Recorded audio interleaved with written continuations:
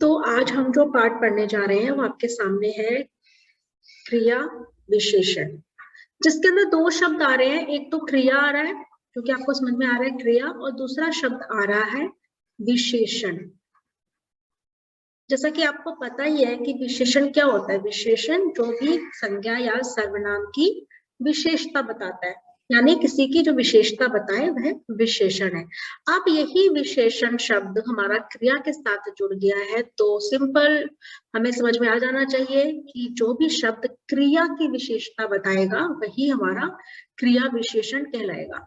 अब हम देखते हैं क्रिया क्या होती है। अभी आपने पिछला पाठ पढ़ा था कि क्रिया जब भी जो शब्द किसी काम के होने या फिर करने के बारे में बताते हैं उसे हम क्रिया कहते हैं। जैसे कि खाना, सोना, पढ़ना, भागना, दौड़ना, ये होगी क्रिया। अब इसमें क्रिया की विशेषता की किस तरह से बात की जा रही है, यानी कि जो क्रिया है वो कहाँ हो रही है, कैसे हो रही है, कितनी हो रही है, कब हो रही है, किस तरीके से हो रही है। मतलब जो भी क्रिया के बारे में इंफॉर्मेशन हो सकती है, वो इंफॉर्मेशन, वो सारी जानकारी हमें जिन शब्दों से मिलती है वही हमारे क्रिया विशेषण होते हैं। जैसे कि कहाँ, हमने बोला कि माँ बैठी है। माँ कहाँ बैठी है? माँ छत पर बैठी है, या माँ ऊपर बैठी है, नीचे बैठी है। तो ये जो हमने ऊपर नीचे बताया, स्थान बता दिया, तो ये जो शब्द है ऊपर और नीचे, ये हमारा क्रिया विशेषण हो गया।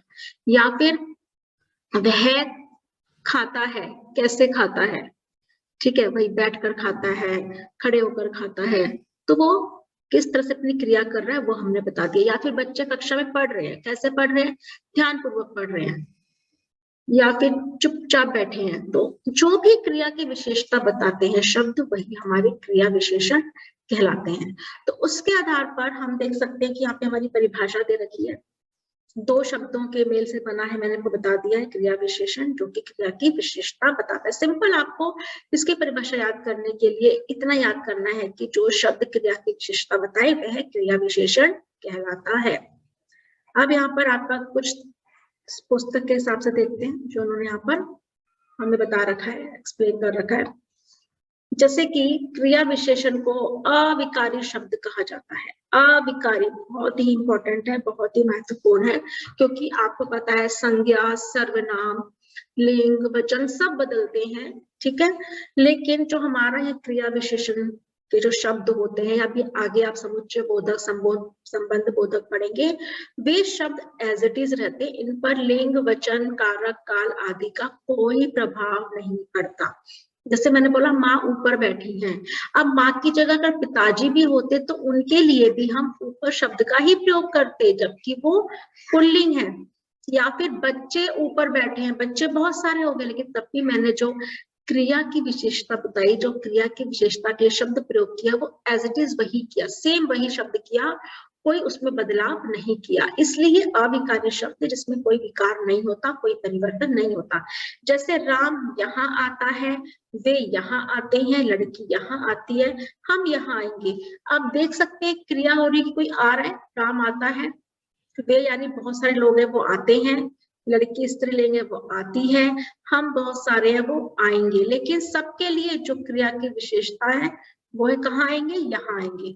वो यहाँ जो शब्द है, ये वाला शब्द, वो बिल्कुल वही रहा, इसके अंदर कोई बदलाव नहीं हुआ। तो ये बहुत ही महत्वपूर्ण बात है कि क्रिया विशेषण जो है एक अविकारी शब्द है। अब जो हम इसके भेद पढ़ेंगे, उन भेदों को जानने के लिए ये जो 4 पॉइंट्स हैं, आप ये अगर समझ जाएंगे तो आपको भेदों को समझने में बहुत ही आसानी होगी। जैसे कि पहले तो हमें देखना होता है कि क्रिया कहाँ हो रही है, यानी बाहर हो रही है, अंदर हो रही है, बीच में हो रही है। तो जब भी हमें पता चलेगा कहाँ हो रही है तो उसके शब्द प्रयोग किया जाएगा, वह क्रिया विशेषण का शब्द होगा। अब ये नाम क्या होगा अभी हम आगे देखेंगे। क्रिया कब होगी, सुबह, शाम, दोपहर। यहाँ पे आपने स्थान देखा कि किस जगह पर हो रही है, यहाँ पर आपने समय देखा कि किस समय हो रही है, प्रतिदिन, 2 दिन बाद, 2 वर्ष, इस तरह से। अब एक कितनी मात्रा में क्रिया हो रही है, कम खाता है, ज्यादा खाता है, बहुत खाता है, ठीक है, कभी नहीं खाता है।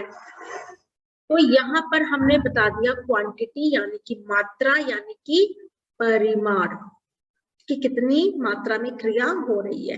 फिर कि क्रिया किस प्रकार हो रही है, किस तरीके से हो रही है, जैसे कि वह धीरे चलता है, वह तेज भागता है, वह ध्यान पूर्वक पढ़ता है। तो जिसमें हम क्रिया के करने का प्रकार बताएंगे वो हमारी रीतिवाचक हो जाएगी। तो इस तरह से स्थान, समय, परिमाण और तरीका करने का यानी रीति, इसी के आधार पर हमारी क्रिया के जो भेद बने हैं वो इस प्रकार है। 4 भेद है, आप देख सकते हैं। पहला स्थानवाचक, दूसरा कालवाचक, तीसरा परिमाणवाचक, चौथा रीतिवाचक, जैसे कि ऊपर मैंने आपको समझाया। आप जरूरी नहीं कि इसी सीक्वेंस में लिखिए, आप अलग अलग सीक्वेंस में भी लिख सकते हो, कोई भी पहले या कोई भी बाद में लिख सकते हो। स्थान कोई प्लेस, कहाँ पर किस जगह पर क्रिया हो रही है। काल यानी किस समय हो रही है, टाइम। परिमाण कितनी क्वांटिटी में हो रही है। और रीतिवाचक की किस मैनर में यानी किस तरीके से, किस प्रकार से वो हो रही है। अब हम आगे बढ़ते हैं। पहला भेद लेते हैं, स्थानवाचक यानी किस जगह पर क्रिया हो रही है। जैसे चोर इधर उधर ही छिपा होगा। अब आपको ये ध्यान देखना है कि ये जो शब्द आते हैं क्रिया विशेषण वाले शब्द, वो हमेशा क्रिया के लिए ही प्रयोग होने चाहिए, ना कि संज्ञा या सर्वनाम के लिए। तो यहाँ पर बात हो रही है क्रिया की, तो क्रिया हो रही है कोई छुपा हुआ है। कौन छुपा हुआ है? चोर छुपा हुआ है। तो जो छुपा हुआ है, जो क्रिया कर रहा है, वह कहाँ कर रहा है? इधर उधर, मतलब कहीं पे आसपास ही वो छुपा है।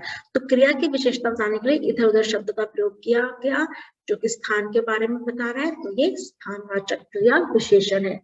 बच्चे उधर खेल रहे हैं, किसी भी जगह पर इशारा करके बता सकते हैं कि उधर बच्चे खेल रहे, तो स्थान ही बताया जा रहा है, इसलिए ये स्थानवाचक क्रिया विशेषण है।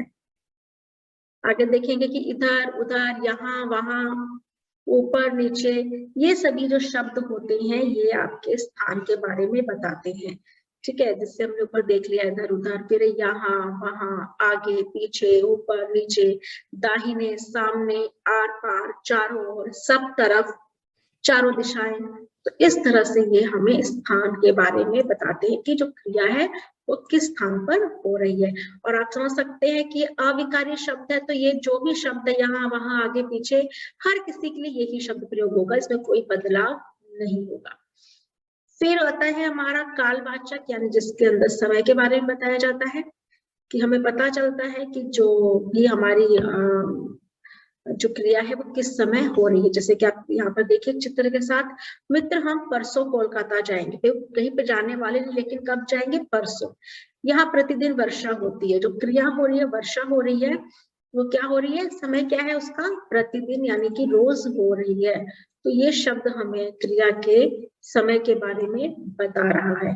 तो इसके लिए जो कुछ शब्द होते हैं वो इस प्रकार से होते हैं, प्रातः काल, सायकाल, दोपहर, दिन भर, हमेशा।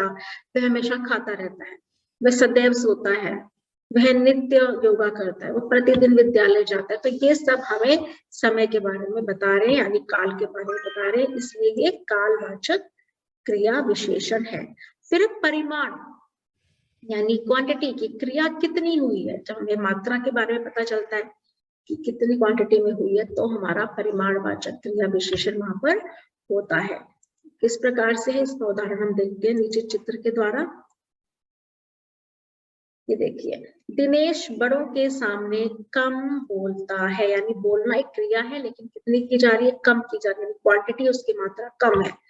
मैं बहुत खा गया, बहुत यानी ज्यादा।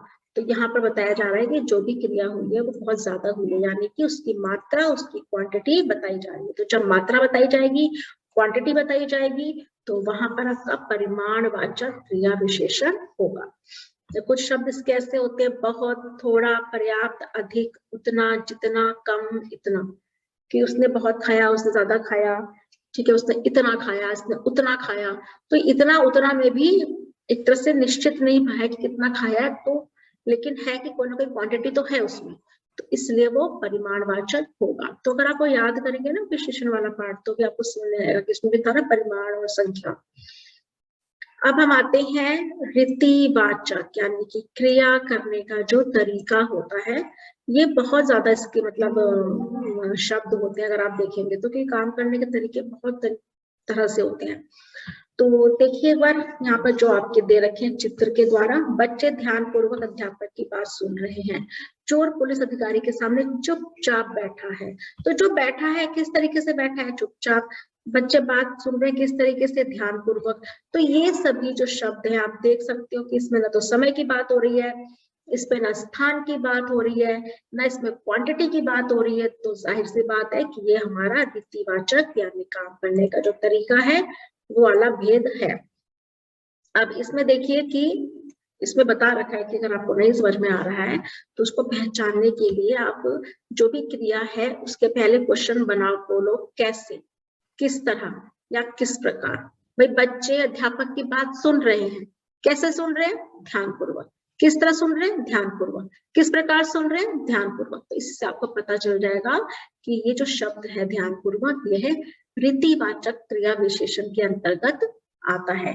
अब यहाँ पर देखिए बहुत से शब्द रखे, अचानक, वह अचानक अंदर आ गया।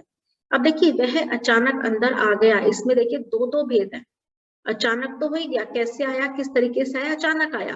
अंदर यानी स्थान भी आ गया। तेजी से, भली भांति, सहसा, झटपट, उसने झटपट खा लिया। रातों रात, वह रातों रात चला गया। हाथों हाथ, धड़ाधड़। अभी जो रातों रात है ना, इसमें कोई समय की बात नहीं हो रही कि रात है तो समय आएगा, नहीं। यहाँ पर एक तरीका बताया गया है कि वो तुरंत यानी रातों रात यानी कि एकदम अचानक से वो निकल गया। धड़ाधड़, अक्सर, ये सभी शब्द हमारे रीतिवाचक क्रिया विशेषण के उदाहरण हैं। आगे देखते हैं। अब हमारे पास कुछ शब्द होते हैं जो कि विशेषण के रूप में भी प्रयोग होते हैं और क्रिया विशेषण। तो मैं आपको शुरू में बताया था जैसे कि जो भी शब्द आप भेद का देखेंगे तो आपको ध्यान देना होगा कि वो क्रिया के लिए प्रयोग हो रहा है या संज्ञा या सर्वनाम के लिए। तो यदि संज्ञा या सर्वनाम के लिए प्रयोग होगा कोई शब्द तो वो विशेषण होगा, और यदि वो क्रिया के लिए प्रयोग होगा तो वो क्रिया विशेषण होगा। जैसे एक शब्द है थोड़ा, यहाँ पर अगर हम क्रिया विशेषण की के जो भेद है उसके अनुसार देखें तो थोड़ा यानी क्वांटिटी यानी परिमाणवाचक है ये। लेकिन अब देखिए उदाहरण, चाय में थोड़ा दूध डाल दो। यहाँ पर जो थोड़ा शब्द है वो दूध के लिए प्रयोग किया गया है, तो यहाँ पर ये विशेषण हो गया। लेकिन आजकल वह थोड़ा सोता है, यहाँ पर सोता यानी सोने के लिए थोड़ा शब्द प्रयोग किया गया यानी क्रिया के लिए प्रयोग किया गया है, तो यहाँ पर यही थोड़ा शब्द क्रिया विशेषण बन गया। अधिक, उसके पास अधिक धन नहीं है, तो यहाँ पर अधिक शब्द धन के लिए प्रयोग किया गया है। उसी प्रकार अधिक बोलना ठीक नहीं होता, यहाँ पर अधिक शब्द बोलने यानी क्रिया के लिए प्रयोग किया गया है, इसलिए यहाँ पर इस वाक्य में यह अधिक शब्द क्रिया विशेषण बन जाएगा। तेज, चाकू की धार तेज है, यहाँ पे चाकू की धार की विशेषता बताई जा रही है, कोई क्रिया नहीं हो रही है। लेकिन कार तेज मत चलाओ, यहाँ पर कार की चलाने के तरीके के बारे में बताया गया है कि तेज मत चलाओ। ज्यादा, धन का ज्यादा लालच ठीक नहीं है, तो यहाँ पर जो भाववाचक संज्ञा है लालच, उसकी विशेषता बताई गई है ज्यादा।